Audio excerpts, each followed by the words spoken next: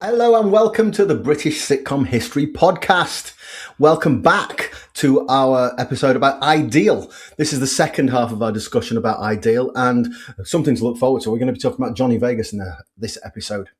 We are looking at one of the episodes from Series 2, Episode 3, The Hydroponics. And if you haven't heard last week's episode, then we have already talked about Graham Duff, the writer, and quite a bit about some of the side characters. Alan, what are we going to talk about today? Well, we are going to discuss Johnny Vegas, of course, in a bit more detail, but also we've got a few other actors to deal with. Tom Goodman-Hill, for one. It's probably the main one we haven't talked about yet. Joe Neary. We picked this episode. We picked this episode because it's a fairly typical episode in which nothing happens, and we have lots of visitors to the flat to come and buy drugs. And so, yeah, let's talk about the next visitors to the flat. Let's start with them. And it is Silicon Valleys. Silicon what, sorry? Silicon Valleys. Valleys? With a T?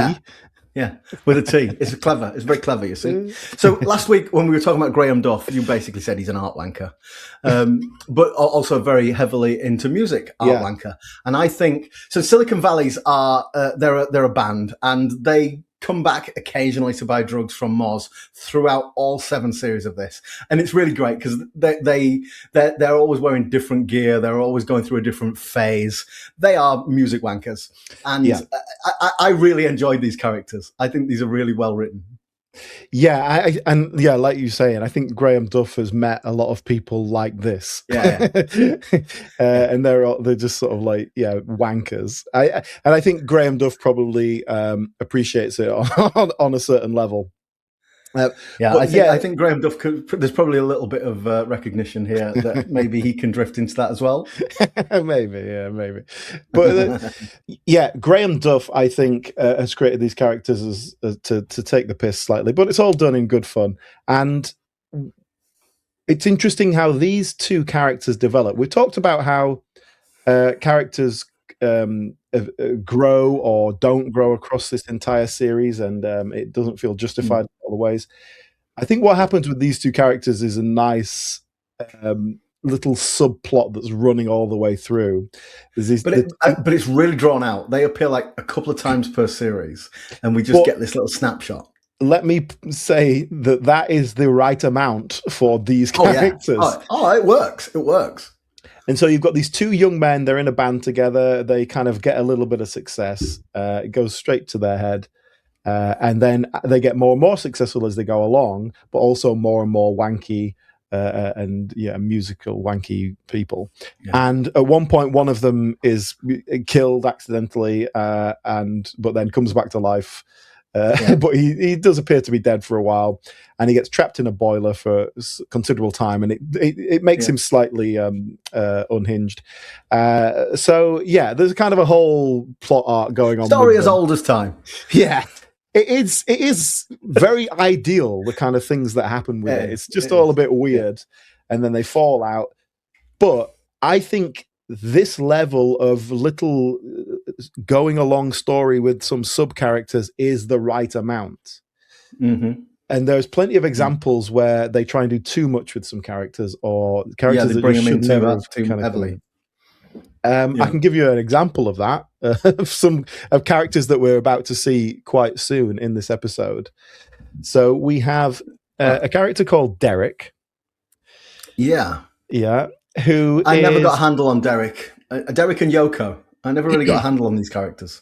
Yes. Well, Derek is a gardener. He has an allotment and he's obsessed with it. And he's just a very boring man who talks about gardening all the time, played by Alfie Joey, who was a stand-up on the circuit. And then we have another character who comes up in the first series called Yasuko. And yes, Moz calls her Yoko because she's Japanese. And I guess that's what we're dealing with. But we didn't know. Different time. It was a different time. Played by an actor called Haruka Kuroda, and that character comes in and she sort of turns up at the flat and goes, "Oh, hey, remember me? We were on our gap year together." And her and Nikki were traveling and met in Thailand, right? And she went, "Oh, come and see me sometime." And she's actually turned up, and Nikki's a bit like, okay. That's the concept. It's a 1-episode character. They're slightly quirky quirky Japanese girl turns up, causes a bit of chaos, and then they have to get rid of her. It's a one-episode character, and she's still there at the end. She's pregnant in the last series. Yeah. And so at some point, her and Derek, the gardener guy, who again is just one of the stoned people who hangs around at the flat, they get married. And we never see them get together or anything. They just turn up one day and go, "Oh, look, we're getting married." And then there's a whole basically everything that happens to them is completely uninteresting and pointless. Oh, I'm glad you said that because as you know, I've said this a couple of times now, because I don't watch every single episode. I sometimes wonder, I've missed something important here. But yeah, I never really got a handle on Derek, and it felt like I'd missed some important plot point. But no, just nothing ever really important happened there. No, and it's really quite frustrating watching it because there's too many of those characters that have no value. Fist is another big character that they bring in, is kind of this unknown quantity next door. He's terrifying, but nobody knows why. And it never pays off. Nothing ever comes of it at all. At one point he's crucifying one of the other characters, but we don't care about that character either, so it doesn't matter. It's really, there's far too much slack in this show overall. And it's very frustrating because there's a lot of things to like about the show. So in contrast, how we started talking about that was Silicon Valley's the emo wanker rock band. Yeah. In contrast, that does work because we get just the right amount. Is that what you're saying? Yes, and the way they develop it kind of is interesting in the moment. It's like every time they come in, there's a new little thing happening. But if you've watched all the previous episodes, it all adds together. But if you're just seeing them in a one scene, it's just a bit of fun. It's just a little bit of quirkiness or whatever. And like, listen, I agree. Having had that experience of not watching necessarily every time they were in it, I enjoyed them. I enjoyed their appearances, and it did work for me in a way that Derek and Yoko didn't.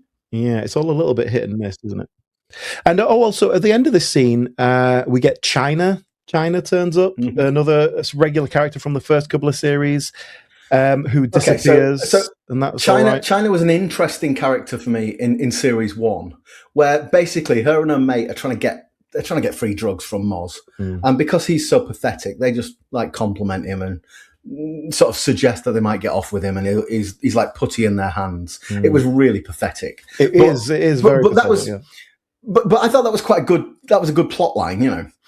But then she seems to hang around, and over the next couple of series, she essentially sleeps with every bloke who's in the show except Moz, which is more upsetting to him. That's the kind of running gag. It's a character that it kind of worked. She was doing something in that first series, and she was playing a role there, and it was working. And then it's just like, right, well, what do we do with her now? Let's try this, let's try that. And it's just like throwing shit at the wall and hoping something will stick. I don't know. And like, it doesn't need to be that. You can be in 2 episodes. You can be in 1 episode. It's fine. Stop trying to put people in every episode. There's too many characters. What could have done is, just develop, like, bring new people in. Like, if you've just got these occasional visitors, you have new people in a new series. Or, like with Silicon Valley, you just have them in 2 or 3 episodes. And, is there a bit of alloization where they're just trying to get everyone in and we got to do something with China this week, I do think there's a bit of that, certainly as you get later on, and they bring in more and more characters. But I think what happens, rather than alloification, I think it becomes more soap opera. So it's like, oh, here's some characters, let's check in with them, what's going on over there. It's much more soap opera vibe. And it's kind of, there's lots of individual stories going on, and we'll just check in with them for a while. That's one of my major complaints, actually, about Ideal, is that it becomes a soap opera. I'll get into that a bit more later on. But for now, let's talk about one of the regular characters who does justify their presence quite considerably. Well, our next visitor is more than just one of these drop-in characters. It's PC, who's played by Tom Goodman-Hill. Yes. And this is Moz's best mate, who is a police constable. He is, and I'd say he's probably the second name on the cast list. Is he? He's probably the second most episodes, but certainly he's a major character. Yeah, one of the core characters, and the concept here is that he is a police constable, but in the process of his work as a police constable, he comes across drugs and puts them in his pocket, and then brings them over to Moz's house. So the whole concept that Moz is a dealer. And PC, as they refer to him, is his supplier. So that, again, it means that Moz is never dealing with a kind of Mr. Big who gets him the drugs. He's a relative innocent as a drug dealer goes. We get a lot of comedy mileage. But he is involved with police corruption. Well, we get a lot of comedy mileage from the fact that the policeman is kind of completely corrupt and lazy, and it's like, it reminded me of Early Doors. You know, the two policemen in Early Doors. Yes, good shout. It reminded me a lot of that. Our PC character, so today in this episode, he turns up not just with the big slab of hash, but with a marijuana plant. And he's raided, or has been involved with the raid of a scoutmaster in Eccles who had an entire hydroponics set, grow lab in his flat, and so he's got it. He's nicked it all, he's suggesting that we. Well, in fact, let me show you a clip, and it'll explain it. White Widow. I've got 11 more of these little ladies. Buster Scout leader in Eccles. He had the most amazing hydroponics setup. What, they're doing badges for weed now? I got all his lights and shit in the van. You got green fingers, haven't you? Nicotine. Hey, think of the business opportunities. This way, you cut out the middleman. Yeah, but aren't you the middleman? Yeah, I suppose I am, yeah. Be good insurance, I suppose. In case you get that desk job. Hey, don't worry, Moz. I'm fighting that promotion every step of the way. I'll give you a hand with this little lot. Take the afternoon off. Nobody will notice. This is the thing. This character is a corrupt copper, but he is also, lazy and useless and feckless.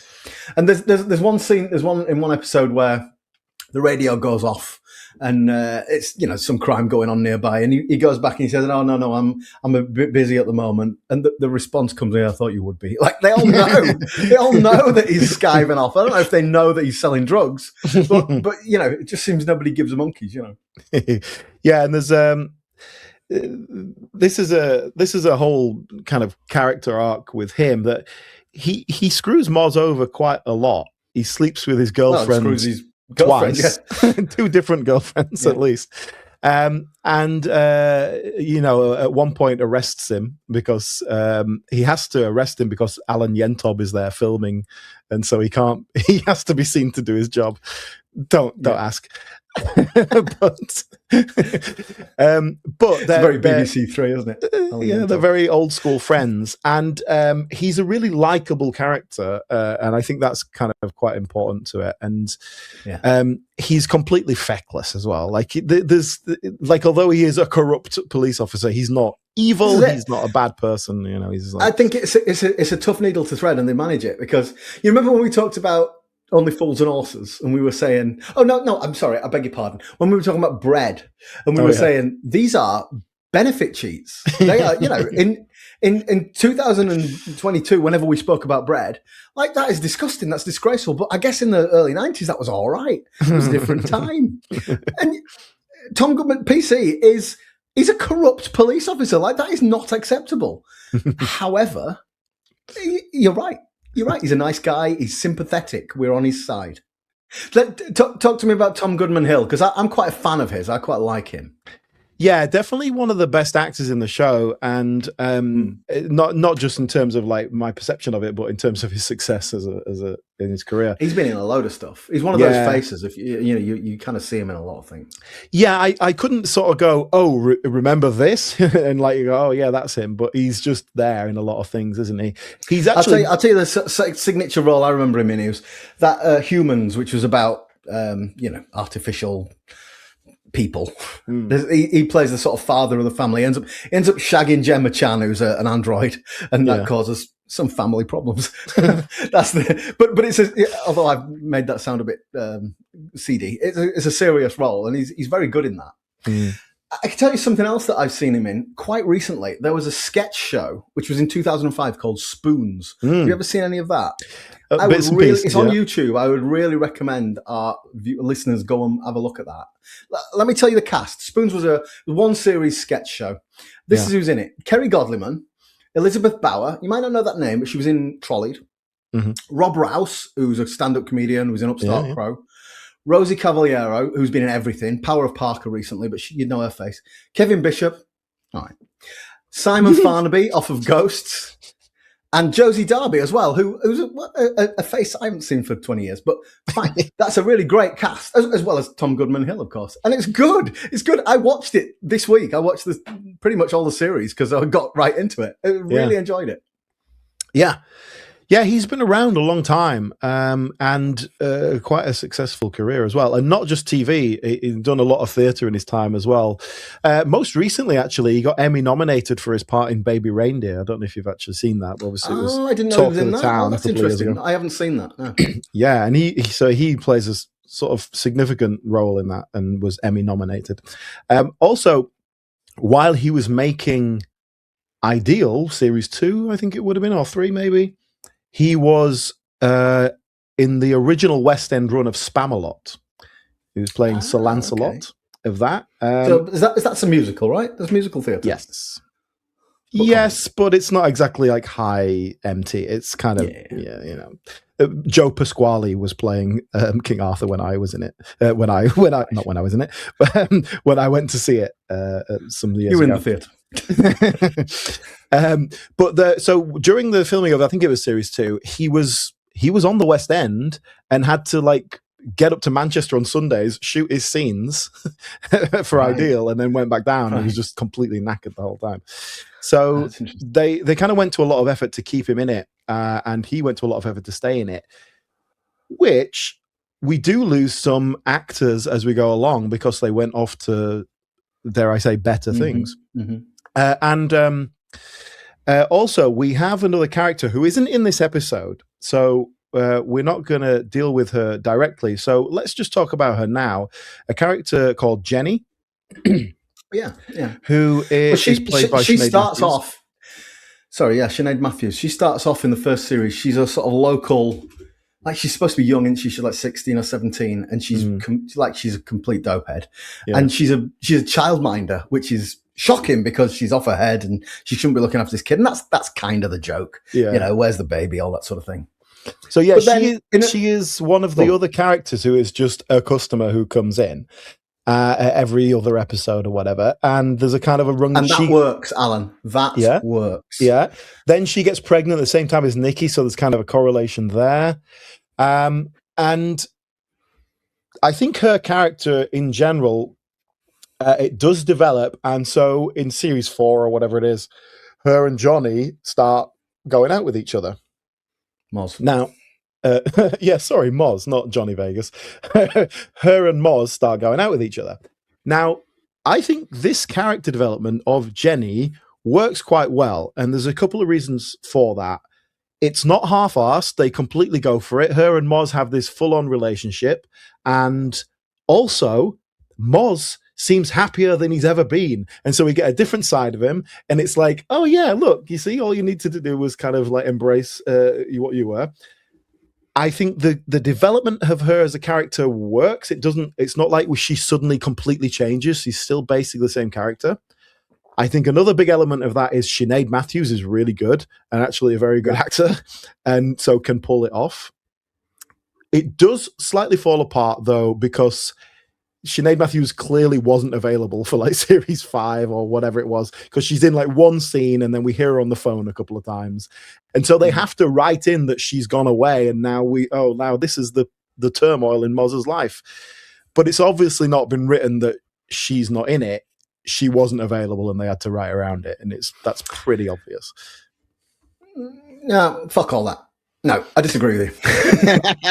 Okay, go on. I agree that Sinead Matthews is really good. I really like her performance, but I didn't like the way that they made more of her character, because I thought those drop-ins, I thought she was probably the best of these drop-ins in the first couple of series. I really enjoyed those scenes.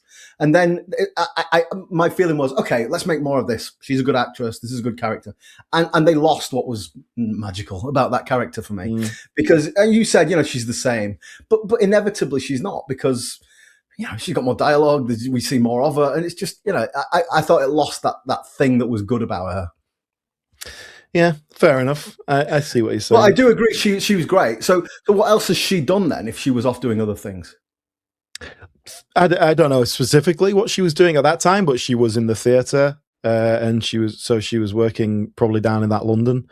And she's done a fair bit of TV over time. I'll tell you what, the most notable kind of lead role in a comedy show recently was Hull Raisers.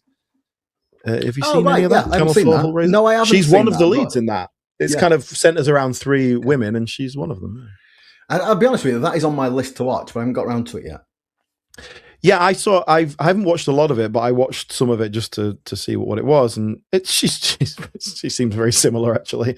It's Jenny, but she's in her 40s now. She's 20 years older now, yeah. She's playing like a mum character, but it's a similar kind of vibe, I guess. Not as let me bring you back to the episode, because we were in the attic with PC and Moz. And they're painting the attic white so that they can install these hydroponic plants. And this here, this is the only plot in this entire episode. The rest of it are just standalone scenes that could be dropped in or out anywhere. This is the plot. They're putting this hydroponics thing up in the attic. Yeah. And we're about to finish this scene, and that'll be it. Yeah, and again, this is because it's not an episodic show. It's running like with a narrative arc that's running through. But the problem is they're not even doing it as a series arc. They're just like nothing ever ends. And I don't believe that Graham Duff had a plot point that he was working towards. I think they're just writing an episode and then going, right, what happens next? What happens next? And it's like, well, let's write ourselves into a corner and then see what happens. And it's like, no, that's not good. That's not good structure. I was just about to use the expression narrative structure. The narrative structure of this entire thing is terrible. Like there isn't any. It's a shambles narratively. But that's not to say that by definition it is therefore bad. I don't like this, but that's not why it's bad. That's one of the reasons. There are a lot of sitcoms that don't have much narrative structure but work. I just don't think this does. No, I agree, and it's very frustrating because I think there's a lot to like about it, and there's certainly characters that I like. There's lines that make me laugh, but it's just too hit and miss, and the overall structure doesn't hold it together. But it does allow for us to have Derek, the character of Derek, actually serving a purpose. The only time because he's a gardener. And like if this character was dropped into this episode alone, and Moz just goes, "Hang on, I one of my guys who comes around here buying weed, he's a gardening expert. Let's get him in to help us." Drop him in. He gives a bit of advice. Funny character, goes away. That's all we need. And then and Yasuko, who's there. Oh, by the way, I saw a thing with Graham Duff talking about Yasuko, who one of her character traits is she's obsessively cleans things all the time. For no reason, nothing ever comes of it. It doesn't mean anything. And he said I was on the train. I was going up to filming like just a few days before we were filming, and I saw this guy like cleaning things obsessively. I thought, oh, that's good. So that's what we're dealing with here. That is why that character already existed. He just dropped this cleaning thing on it 3 days before they were filming. Yeah, do exactly what the script said, but cleaning. Yeah, but rub things with a wet wipe. And I think that's the problem. That is the kind of, there's a disconnect with Graham Duff where I think he creates a lot of good characters and has good ideas, but doesn't necessarily think about how they all come together. Yeah. And I think he's a good, like, makes good character observations, but they still have to work as a whole. So we get some more ghost bollocks, some sort of shenanigans here. There's these glasses that because Craig got shot at the end of the last series, and then Steve arrives. Now Steve is Craig's twin brother, and that's that's because I don't know, they must have liked the actor, so they kept him in. So Craig is the person who got shot, and then Steve turns up, and it's Craig. It's like, oh my god! But it's like, oh, have you seen me brother Craig? And he's he's a full-on Geordie, played by Seymour Leon Mace. Seymour Mace, he's a stand-up comedian. I've seen him stand-up. Yeah, and a lot of the supporting actors in the show are stand-ups, and more specifically stand-ups in the Northwest circuit. So people who knew Graham Duff from the circuit, who knew Johnny Vegas from the circuit. You did mention earlier the most notable one, because he went on to be perhaps much more famous. Jason Manford crops up in a few episodes, just as a little character who comes in and is like a little bit of flavor for that scene, and like it's fine.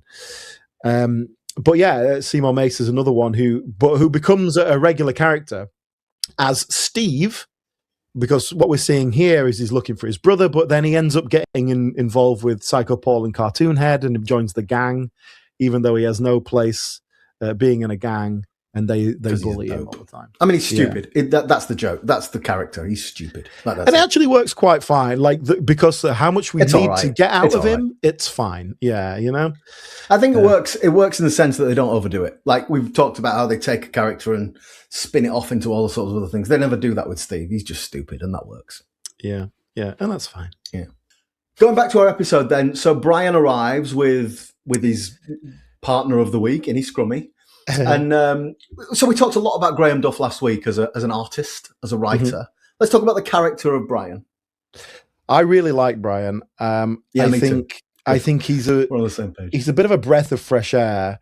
He's sort of just separate from the murky world of it all, and but he loves it. He loves just to kind of pop into this dirty area so he can kind of get all the gossip.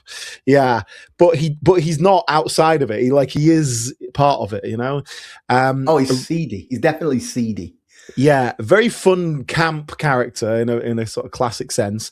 And considering that Graham Duff is not gay, so it was a different time. Are you not? God almighty, I'm absolutely gobsmacked. We basically spent that's my stereotype. We just spent like an entire hour last week talking about this artist. And I mean, you know, all due respect, look at him. I can't believe it. I can't believe it. No, he's not. No, he's married to a woman, I believe. He plays the character so well, and it doesn't feel like a stupid stereotype. It doesn't feel silly. It feels very real in a very Canal Street kind of way. We kind of all met someone like that, who is a very extreme person, but gets away with it because he's a bit flamboyant. Camp, you know? Yeah. Let's I'll tell you what, let's have a little clip of him from this episode. Brian's partner, his scrummy gentleman partner today, usually goes for the twinks, but a much older chap. It's an older chap, isn't it? It's very Wilmot Brown. Let's have a look how that goes. Brian, is he not a bit mature for you? You're dead ageist, you, aren't you? All I'm saying is, most of the lads you bring round here have braces on the teeth, not the socks. Still got the milk teeth, some of them. Don't exaggerate. So what is it with James? You booked your side on holiday yet? He's great. He's got that certain something you can't buy. What, money? Yeah, it's loaded. Well, as long as you don't pay me in threepenny bits, I'm not asked. Hey, it is a bit weird, mind, sleeping with an older bloke. I mean, grey pubes. His groin looks like a womble's head. So that line, right? That line made me laugh out loud. And that brings me to something I would like to talk about, which is the jokes, the comedy in Ideal. Yeah, there are a lot of jokes. There are a lot of little one-liners, particularly from Johnny Vegas. But so many of them don't land. And I think it's because we got no audience. I think that's what it is. They're thrown away.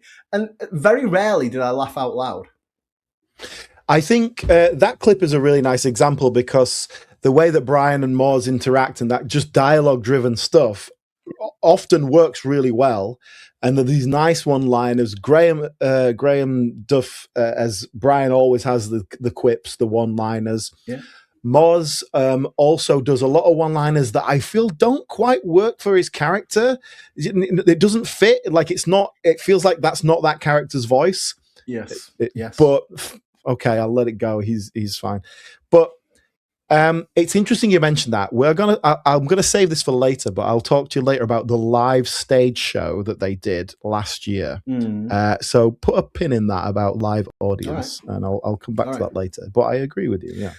Okay, well, we'll come back to that. So after Brian and James has gone, then Judith comes round. So you'll remember at the very start of the episode, Cartoon Ed and Psycho Paul had frightened the life out of Judith by getting those trainers out of her flat. So now she wants to have a serious talk with Moz. So let's talk about Judith, because you sort of hinted last week that you didn't like this character. Judith is my favourite character. I love...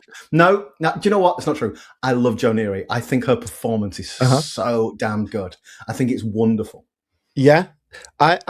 Judith comes along in series 2. She's the new neighbor. It's a new character that they add in, and I think she's a great addition. I think it works in series 2 and series 3. I'll give you that. But then as it goes along, the character changes so much that it may as well be a different character. It's kind of pointless. Yeah. And what they do with her, it feels like they're just desperately trying to keep this character in when she should have just left. Or keep her in doing what she was doing. The character changes so dramatically, and it doesn't feel like a natural progression. It's just like, oh, what can we do today with this character? Yeah, let's just do whatever we want. I'm not going to argue that point. I'll accept that. But can we talk about how great Jo Neary is? Yes, wonderful. She's wonderful. She's sort of weird, but in a really good way. She's twitchy, but not in an over the top way. She's got slight vocal mannerism that's not quite a stutter. It's great. It's just weighed perfectly. Let me throw you in a clip here from this episode. This is where Judith comes round, and it's Judith trying to be assertive, which is always good. Moz, why did you lie to me? Because I like you. You told me your pregnant ex-girlfriend is a cat burglar. Yeah. Look, Nikki wants out on me, right? I've asked her to move back and she's not worrying it. You poor thing. You're right. I am. I'm a poor thing.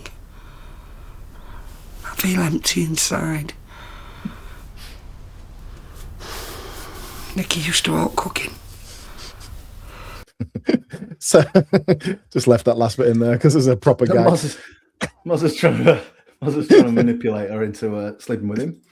But no, I just really like this character. I really like how weird she is. And is it in the first series where there's kind of speculation that she works in a mortuary and she's a necrophiliac, essentially? And the punchline to that is, yes, she is. Yes.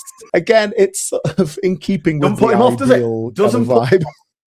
It does put him off at first, but he gets over it eventually. Yeah. And Jo Neary, she's a very good actor. This part was written for her. Right. So obviously they knew her from the circuit or something. She's another one who had a long kind of history of doing character comedy rather than stand-up. That's how I think of her. Character comedian. A lot of solo shows where she would play a few different characters within a show. So that plays into the acting side of it, as opposed to some of the stand-ups who come on here who haven't done a lot of acting. But she knew them from the circuit, and like she is a little bit like that, a little bit nervous and kind of So Graham Duff wrote it kind of with her in mind. Going back to the episode, after Judith leaves, Moz falls asleep and he has a dream in which he sees zombie Craig, which is some pretty troubling makeup. Speaking of grotesque, have you got a clip of that? Let's throw that up. Those listening on audio, just to remind you, Craig was shot in the last episode, and we get a Moz is dreaming about his zombie in the house. Haunted by the fact this guy was killed in his flat. Let's have a look. Let's face it, I've peaked. So he's sort of falling asleep here. All right, Moz.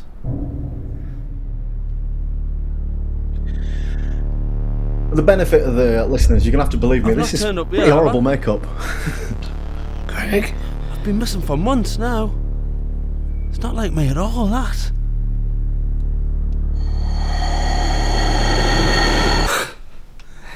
Yeah, that's pretty troubling. Yeah. And I think that level of what we're dealing with there is where this show should be. He's having a dream sequence in which he's haunted by the corpse, a dead body that he saw. Yeah. You can be a bit weird with it and a bit scary with it, but it's a dream sequence. And I think just as it goes along, the series gets too self-indulgent with that stuff. And it's not just a thing that happens every now and then. It becomes it's kind of the style of the show. Or someone's on drugs, so we're going to see it like this. Or someone's having a nightmare, so we see it like this. Someone's in a coma, and we kind of see weird things that she's experiencing. Some dance sequences, aren't there? Yeah. And often completely meaningless. Where this is important, it's informing us about what Moz is dealing with, the psychological trauma of having seen someone be murdered in front of him, and the guilt that his twin brother is coming around going, do you know where my brother is? Yeah. It's meaningful. It means something and it matters, whereas later it largely doesn't. And that's the difference. Let's go. We've got one more character in this episode to talk about. So there's after the dream, we got some creaking ghostly noises, and there's pipes moving. And actually, it turns out it's just Moz's brother, Troy, who's in the airing cupboard. And he's got bandages on because he's all burnt from something that happened last time. I don't know. Yeah, and he's making his music because Troy's a DJ Troy, and he's like, I've been sampling the pipes. Yeah, I thought that was quite funny actually. So he's making a track which has got the ghostly pipe noise on, which is freaking Moz out. That was quite funny. Yeah, Troy's an interesting character. He's played by Tony Burgess, who is primarily a stand-up comedian and a writer, does a lot of kind of gag writing. He is, interestingly enough, he is credited as additional material on the first 2 series of Ideal. So every episode is written by Graham Duff, but Tony Burgess is credited on a couple of series. And apparently it was he sort of, as he was helping a bit of script editing, he was like, oh, do you know, it'd be a really good idea if he had a brother who looked like me and sounded like me and was played by me. Fair play to him. I'm all right with that. But yeah, Tony Burgess, like I say, primarily a stand-up, but he does write. In terms of sitcom, he was the creator of The Visit, which is it's a prison visiting room. Everything happens in the prison visiting room. Got people like Steve Edge and people like that in it. That rings a quiet bell, yeah. Yeah. So he was the creator of that and writer of that. But he'd worked with Johnny Vegas prior to Ideal. He wrote a radio sitcom called The Night Class. He co-wrote that with Johnny Vegas and someone else. Okay. So you know, he obviously knew these guys as well. Well, we've talked about certainly in this episode, all the comers and goers. Let's talk about Johnny Vegas. It's time. Let's talk about Johnny Vegas himself. So where does he sit in your brain, Johnny Vegas? I guess I think of him mostly as a alcoholic. That's probably where he sits in my head. All right. I think of him as a kind of reformed alcoholic. And when I remember him when he sort of appeared on the scene he was a stand-up comedian. Yeah, but, I think that's probably what I think a character act. Is it? But with really blurred lines. I think that's part of the problem. His act was being a drunk maniac. It was chaos, but with that kind of vulnerability, but lashing out, and you know, it got him in trouble. Like, you know, he would assault people, he would you know, touch people inappropriately, and it was not universally admired, shall we say? Sure, but the idea is this character is out of control and doomed, and that was kind of what made it work, in the sense that this guy might be unpleasant, but he's on his way to death, you know. and you were sort of watching this descent. That's how it felt. Yeah. And the problem is, so Johnny Vegas, his real name is Michael Pennington, and he sort of took this Johnny Vegas moniker, and it's almost a character comedy thing. The problem with that is that he is genuinely drunk out of his face and being a drunk dickhead. And the stand-up comedy, such as it was at the time, and what I've seen of Johnny Vegas, which I guess what I've seen was already kind of a good few years in. Like, for example, he worked with Club Zarathustra in the late 90s, which is Simon Munnery's thing. And that was all about kind of like, it's the alternative thing. It's like not quite stand-up. It's just like kind of weird and wacky performance stuff. Stuart Lee was really involved with all that. And it's got this kind of outsider artist kind of vibe. I think that's important, Alan. I think everybody most people know he's got a degree in pottery, in ceramics, right? He's a potter. Yeah. which is weird. Johnny Vegas is a Potter, but everybody kind of knows that. But I think the thing to take from that is he's an artist. In like the way we were taking the piss out of Graham Duff last week. Like Johnny Vegas, he come from a very working class background, but he is an artist. That is how he would have seen himself. I agree. How he manifested that, we can argue about that. I think this is very relevant to the conversation we had last week about Graham Duff and about that kind of process of an artist, because I think it's exactly the same process that, let's say, Michael Pennington is going through. And I've seen interviews with him where he's talking about Johnny Vegas in the third person or as a kind of a character that he puts on. And I'd never seen it that way. And so listening to talk about that was interesting because I just saw them as one and the same person. And I don't think it's as clear cut as, for example, Al Murray putting on the blazer and becoming the pub landlord. It's not that. Would a better comparison be Stuart Lee? Stuart Lee often talks about the character Stuart Lee, who is rude and unpleasant to younger comedians and all that sort of thing. And he never apologized for it, but he always sort of says, that's just the stage character. That's not really what I think. Yeah. And I think that I always think that's a bit Weasley. But I also think that what Stuart Lee taking the piss out of Mark Watson is not as damaging as some of the things that Johnny Vegas did on stage. And the problem with that is, even if it is a character you're playing, that doesn't absolve you of responsibility of the things you say or do. Yeah.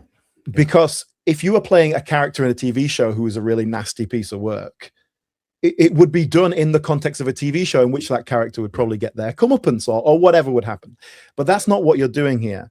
And it's a different thing. And I can see how having that guy do 15 minutes as part of a kind of a cabaret show, I can see how that would work.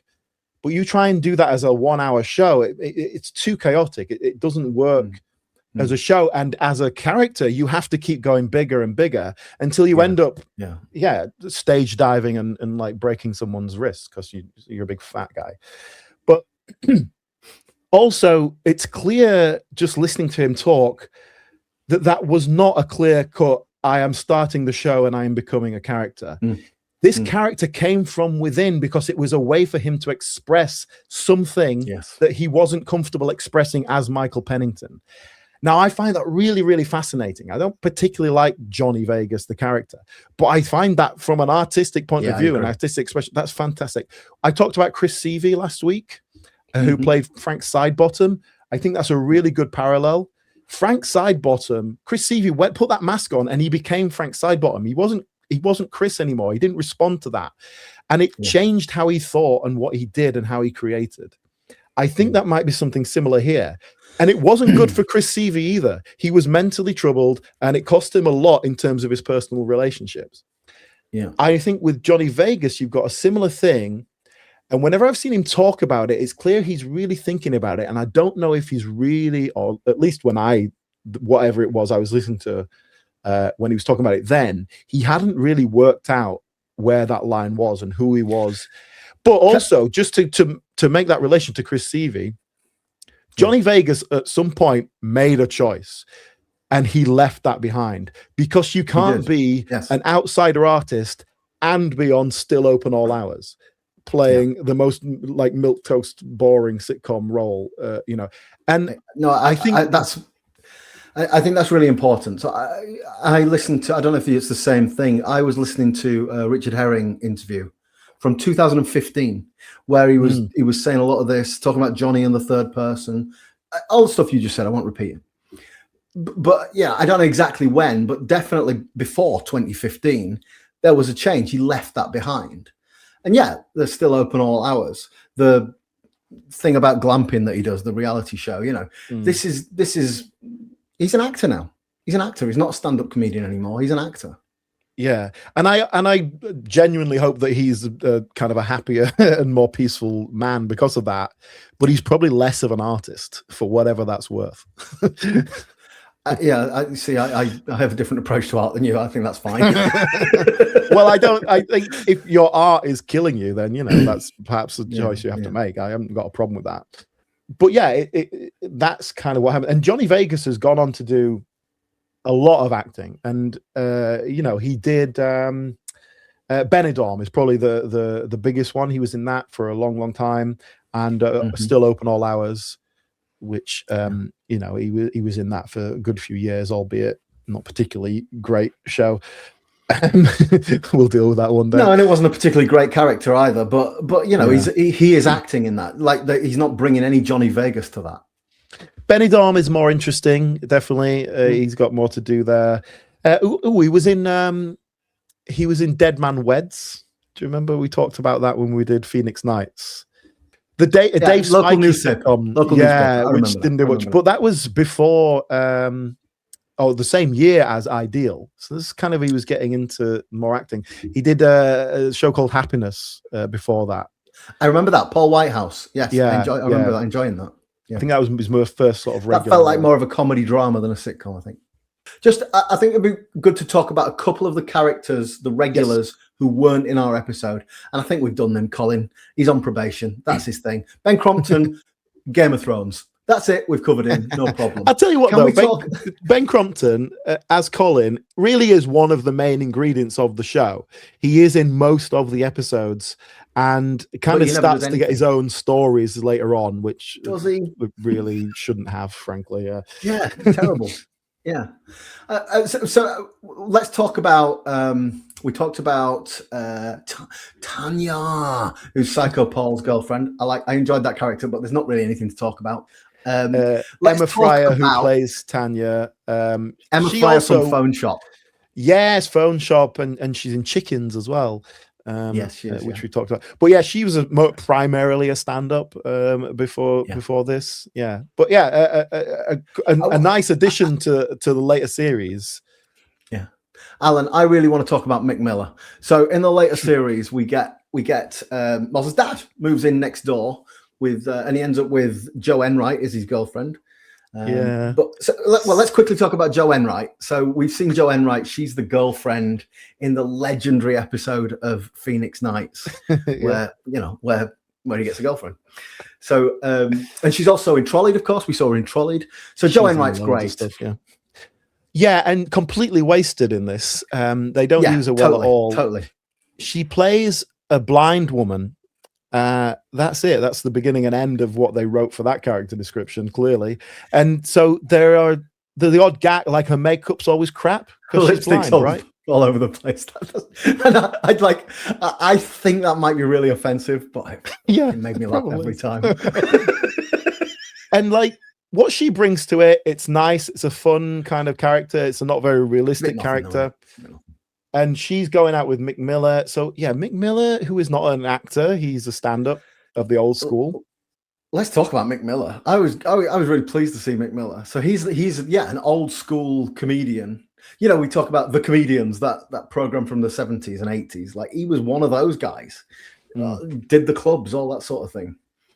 Did you know that he was actually a professional footballer? He was a goalkeeper as a young man, but never quite broke through. He had like 3 seasons with Port Vale. But then that didn't work out. So he was a Pontins blue coat. Heidi high. Yeah, I can see that. But Mick Miller was just a stand-up, right? In the 70s sense of the Northern club circuit kind of thing. Yeah. Exactly. He played the clubs. He was on New Faces in the 70s. Interestingly, he won his heat, but he lost in the final to Jim Davidson. So a young up-and-coming Jim Davidson, the year he won New Faces. But you know, like that, the idea, the version of history that we've all absorbed is that these guys were big in the 70s, and then in 1983 the young ones came along and it was all over for them. They all retired. But that's not how it worked. Their careers kept going because there were still people who were older than 24 who liked that, you know. So they might not have got on telly quite as much as before, but they were still playing the clubs. And I think, you know, I don't know if he still is, but this was 20 years ago. This was 2005. He was still working, you know. He was in an episode of Car Share after this. Oh, really? Because he's not an actor. With him. Oh God, no, he's not an actor. I listened to him an interview with him, a podcast, and he just cruises. Like he does 3 cruises a year, and he makes good money from that. That pays that keeps him in hair lotion, I suppose. He did the 2025, so very recently, Royal Variety performance. which is still a thing, believe it or not. But he said this is him telling the story on the podcast. He said that he'd been booked to be a theatre only. In other words, it was like while they were setting things up, he'd do 5 minutes or 10 minutes, and you don't get on the telly. Wouldn't be broadcast on the telly. But it'd gone so well that he was on the telly. He was on the broadcast. I don't know how true that is, but yeah, he was on the telly. He was on the Royal Variety Performance in 2025. I think from an overall point of view of the character, I don't think we get enough from him, but I quite like what he's doing with it. It's a nice energy of this absentee father who's kind of not a bad guy. He's just a chancer. And it allows him to get into some scrapes and stuff, but it's just another character that we don't need at any point. But what he does with it, I quite like, and he's perfectly good. I think he's great. I agree with you on the character. Like, I've got nothing particularly great to say about the character, but I was really Mick Miller, great, and I enjoyed what he did. I enjoyed what he did. But I think we're repeating ourselves on the characters here. There's so many characters that you feel like, well, what's the point of this? What you're really adding? And he is one of those, definitely. Yeah. Well, I want to perhaps use this just to have a quick mention of basically what I'll call long-term arcs of the series, and we've talked about it a lot. Let's not go. We've basically said our piece here. I feel like it turns into soap opera.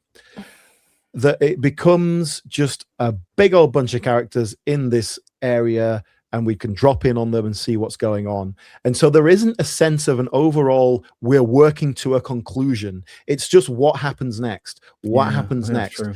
And I'll tell you something interesting, Alan. I before, in preparation for this, I thought, right, what I'm going to do is I'm going to take each series and I'm going to write down what happens in the series, what's the arc in that series. And I got to series 4 and I was already bored of it. I was like, oh god, this is boring. Because I'm not reading this. Anything. I'm not reading this out on the podcast. This is nonsense. And it's just like in soaps where you get Deirdre marries 4 different people over the course of 20 years because it's just like, okay, what can we do with this character now? And like I said before, I think Judith suffers from that worse because it's just like, what can we do with this character now? It doesn't matter if it fits the character. We're just going to put her into it. That is bad. Or right, let's add a new character in. Let's put the neighbor upstairs as there now. Now the dad's here. Oh, and he's got a girlfriend. Oh, and there's some gangsters that have kidnapped them. And it's all meaningless because it's endless. We're not working towards anything. We're not trying to say anything. It's just a load of stuff. That's a really good observation because, we talk sometimes like traditional sitcoms episodic, but we have definitely got arcs here, and that should add something. I mean, we can argue it takes something away, but it should add something. It should add that sense of a beginning, middle, and end. There's no end. You're right. Yes. There's no end. And I want to show you a clip that demonstrates it. This is from the very last episode that they made, and they didn't know it was going to be cancelled. Okay, so they weren't thinking. Oh, it was cancelled then, was it? Okay. Yes. We'll talk about that in a sec. Show us the clip. So this is a clip. Just tell me that this is, and so just to give you a quick context, in the last series, Nikki's little sister turns up for no apparent reason and becomes a character, and she's really has a relationship with Cartoonhead. Yeah, of course, everyone sleeps with Cartoonhead, but she's much younger than Nikki, and like immediately I thought that's weird. Why is she so young? But like whatever. Anyway, the last episode, this happens. You just tell me if this is a sitcom. I know it. I know what's coming. Why should you have the last say anyway? Maybe someone else should be running this gang. Paul or CH or me. You? You shouldn't even be here. It's getting far too dangerous. I think you should go back to Cardiff. Oh, please. You are not my mum. Yes, I am. Get out of my pub.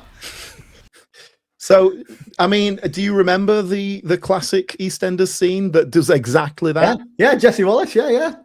No. Which is about 10 years before this episode aired.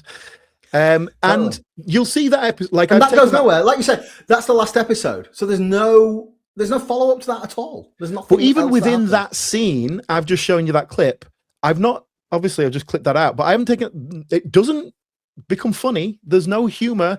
And I was waiting for the shoe to drop where she went, oh no, I'm not really. I don't know why I said that. I'm just trying to tell you what it, because I thought there's no way this isn't a parody.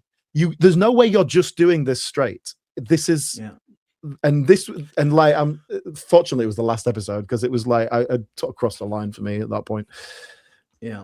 All right. Well, I think I want to talk about what happens next after it's cancelled. You can tell me about that in a minute. Is there anything else about the series you want to talk about before we move off? No. I think we've Go on then. Tell me, how was it? Is there a story behind it being cancelled? Well, essentially, Graham Duff says it was BBC Three was coming to its.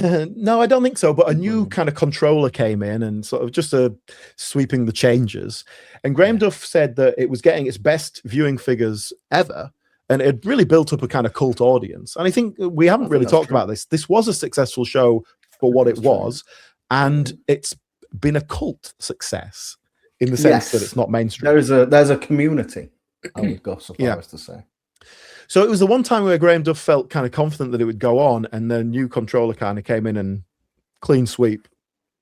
But 7 series, Alan. 7 series is good. You know, that's a lot. It is a lot. And frankly, like from my point of view, watching it as an outsider, it's getting worse. It's degrading, and it's no longer what it's set out to be, and it's not funny by the end. So what are we doing here?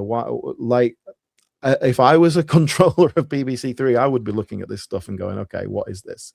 But if it's getting viewers, well, you know. So can be commissioned. It did die a death. And some years later, they decided to throw together a live show. From what I read a little thing that Johnny Vegas saw the live show they did of Early Doors, which again was like 20 years after it had originally come out. They kind of did a little reunion thing. And he was like, oh, we could do that. And so he went to Graham Duff and they put together a theatrical play, which they toured in 2025, which was the 20th anniversary of the show beginning. Yeah. And it's set, I went to see it. So I went to see this last year. You did. And it's set contemporaneously. So it's set now, and they are older. It's kind of not trying to be back then, but nothing's changed. And the interesting thing I found was just how well it worked. Right. I can say I was surprised by that. How did they play it with the cast? Like, how many people are there? Have they brought everybody back for a 3-minute scene? No, but I can show you right here. I've got a picture of the cast list. Oh, great. So let's put this up. So we have Johnny Vegas, of course, as Moz. Graham Duff is there as Brian. Joanna Neary, she seems to be going by now these days. She was there as Judith, but Judith felt just dropped in. It didn't particularly achieve much in terms of the script. Then we have Psycho Paul, Cartoon Head, and Tanya. So they're all in it. They're kind of the other side of the story. So hang on, sorry, for people who are listening, we've got this sort of visual cast list up here. There's no Cartoon Head there. I'll come to that in a second. So yeah, Colin's there as like Moz's mate. So the story is, you know, it's pretty classic stuff. Moz is just trying to live his life. And then Psycho Paul, Tanya, and Cartoon Head have got this whole thing going on where there's a dead body with diamonds in it and they're trying to get them out or like something like that. And so and Moz just gets dragged into it even though he doesn't want to. Then you've got Brian and Colin just dropping in. They're the friends. There's kind of things going off. Judith drops in again. It was fine, but didn't add much to the plot. The one new character they have, Lisa, played by someone called Lucy Farrett, who I don't know who that is, I'm afraid. I haven't seen her or anything else. Relatively young, but plays Moz's new girlfriend. Oh, okay. And so that's kind of a whole element there. But also she doubled up as Cartoon Head. So she was playing Cartoon Head. Oh, I see. But she's quite a tall, sort of slender woman, so it kind of worked. Put a leather jacket on, and like it looked like Cartoon Head. It was fine, and she did a lovely job of the physicality of it. But so she's a theatre person, then, I guess. I assume I don't know the name. Yeah. And she's sort of a bit younger than the rest of them, I think. But like I said, it worked very well. It was funny. We had a live audience there who was a very friendly audience. Obviously, people laughing at the jokes. Yes. Yeah. Obviously, anyone who's going there is a fan of the show, or you know, to some extent. It was. They all looked a bit older. They're about your age, I would say. You know, they're all kind of like the sort of people who would have been watching Ideal 20 years ago, and they all looked like, you know, the sort of people who you see in Camden, like that kind of vibe. Not hipsters because they're a bit older than that, but you know, I haven't been out in Camden since 2005. So yeah, well, these people would have been there at that time. You probably met some of them. All right. Yeah. Yeah. But it worked really well because the gags worked with a live audience. It was a bit more. It felt a bit more like line gag. Yeah, good. The plotting of it all worked because there was a beginning, middle, and end. It moved to a conclusion because there was an end point. The structure of it worked a lot better. There was a little bit of surreality, hyper-reality, because Psycho Paul is being haunted by these like weird spaghetti monster things that didn't mean anything, didn't add much, but it was a bit of fun, a bit of silliness. So yeah, it actually worked really well. Nikki and PC both appeared as kind of voice cameos on the end of a phone, obviously just pre-recorded stuff because they're obviously too busy to go off and do this tour. But basically it was fine. It worked. It was all right. I enjoyed it. Right. I'll tell you one thing that annoyed me though. The one thing that annoyed me, and it didn't endear me to Johnny Vegas. Yeah. Breaking the world. Johnny Vegas at a couple of points would like do a line wrong, but then would acknowledge it, like as an actor, kind of make a joke about it. It's because or he had a whole bit where he was chatting to Colin. Johnny Vegas. Yeah, he was chatting to Colin, and they were doing a bit of back and forth about like, oh, you forgot your line last night. And it's so self-indulgent, and it really aggravates me. You can do maybe the odd little throwaway. Like you watch the. All right. Hang on. You're speaking here as an actor. That would really wind me up if I was on stage with him. But correct me if I'm wrong. The audience would have loved that, right? Sure. But if you're going to start trusting the audience, you know, that's not what art's all about. But like, I will say this, and Graham Duff set out to make a play that stood on its own feet. It wasn't just a kind of celebration of here's the gags you liked, and it's absolutely new writing. It works at its own thing. They did indulge slightly in the characters going Psycho Paul, Tanya. They did that pretty much every time they walked onto stage. I've been doing that I was all right with it last week, so I'm all right with I was all right with that. But so for a large part, it completely worked, and it was great. But yeah, it's slightly unprofessional from Johnny Vegas, but I've come to expect that. Well, I think we've covered Ideal. Yeah, when we decided to do this, my experience of Ideal when it first came out, I watched it. Like I thought, oh great, a Johnny Vegas thing. It's about drug dealers. That'll be interesting. My memory, and I can't be 100% sure of this, but my memory is I watched one episode and one episode only in 2005 and thought, this is shit. Maybe I watched two, but I certainly did not persist with it beyond a cursory look. Didn't enjoy it, didn't like it. Don't remember why particularly. But then 3 weeks ago, I watched episode 1 of Ideal. And honestly, if we weren't recording this podcast, I wouldn't watch any more either. It made me feel uncomfortable. I didn't like it, didn't enjoy it. As I watched more episodes, and I watched 2 or 3 from every series, I lost that sense of, oh God, I hate this. I really don't like this. It's making me uncomfortable. It wasn't jarring me in that way. It was just rubbish. I just didn't like it. I just didn't find it funny or particularly engaging. Yeah, I agree. I think if you watch the first couple of series, that's what Ideal should be and what it kind of set out to be. As it goes along, it degrades. And I appreciate Graham Duff's work. I appreciate what he's doing here. I think if you see it in the context of music, of experimental music, and consider this a concept album, then you can kind of justify it a bit more. But it's like 7 concept albums shat together, and it's losing its way considerably as it goes along. Graham Duff doesn't see it that way. You know, he was very happy. He's he's had plenty of time to think on that and go, oh yeah, I lost my way there. Yeah. I think he's happy with what he did with it, and he was doing what he wanted. Fair enough. But I didn't. And frankly, watching all these has been a burden. This has been a difficult one. And like I charged my way through like all the episodes of Are You Being Served, and it's, or something like Keeping Up Appearances, which gets very repetitive. And it's not like I wouldn't watch those and go, oh, I really enjoyed watching all those episodes, but they're easy to watch. This was not an easy watch. And And I don't think that is. I agree with that. I think you've worded that slightly differently to what I mean. That idea of feeling uncomfortable. It was a burden is an interesting word, but I can't really disagree with it. It was just a tough slog. Yeah, but that's not good, is it? That's not a good review. It's not, no. But I think if you're interested in Ideal, like watch the first couple of series, and it's kind of you'll get the measure of it, you'll get what you need from it, and you don't need any more. That's all right. I hope you have all enjoyed us ranting about Ideal.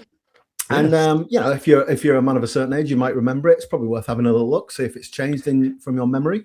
It is all on iPlayer right now. In fact, it's all on BBC iPlayer. You can watch every single episode of it there. In the meantime, next week we will be back with a bonus episode, and we will be following Johnny Vegas's illustrious acting career. We're going to be watching The Sex Lives of the Potato Men. Oh, you say following? That predates. Does it? Ideal, okay, actually. So it's 2004. Peak Vegas, then. Yeah. Peak Vegas. But Sex Lives of the Potato Men. You must have heard of it. It is renowned as one of the worst British comedy films ever made. So, what better thing to watch? We'll be watching that, and we'll be reviewing that next week. And this month's Patreon episode, we were talking about Mick Miller earlier. What we're going to do, something a little bit different, a little bit tangential, we're going to be watching an episode from 1985 of The Comedians. Mick Miller features, but it will be all of those old-fashioned working men's clubs comedians, and we're going to have a little bit of a chat about that, and we'll try and give an honest review and what we think. Interesting, because like I say, we had a lot of stand-ups cropping up in Ideal, doing a bit of acting. Mick Miller is kind of the old school one, but most of them were more contemporary. But yeah, 1985, The Comedians is interesting. Like you were saying earlier, alternative comedy was definitely coming through at that point, but not on ITV at 7 p.m. on a Thursday. It's not like one day everything changed. It's a gradual process, isn't it? Yeah. So I think it'll be really interesting to watch that material, watch the craft, watch the delivery. And I'm sure there'll be some things that we're a little uncomfortable with, and that's fine. But I think we'll try and give an honest review of it. Sure.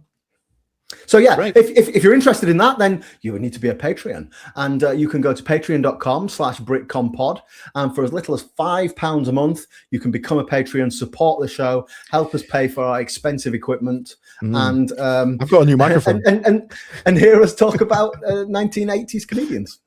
It is really nice if you can support us. There's a lot of time goes into this. So money is time. It helps me put more time into We're both self-employed. I do a proper thing. Alan's an actor, but we are both self-employed. So time is money. But listen, all my time goes to working in bars. So we will continue to provide 3 episodes a month for everyone, and they'll be publicly available. And if you don't feel like you want to be a Patreon or you can't afford it, then that's absolutely fine. Fair enough. We'd love you to keep listening. Right. Thank you, everybody. Thank you for listening. Thank you for being with us. And we will speak to you next week about the sex lives of the Potato Men. Bye. Bye-bye.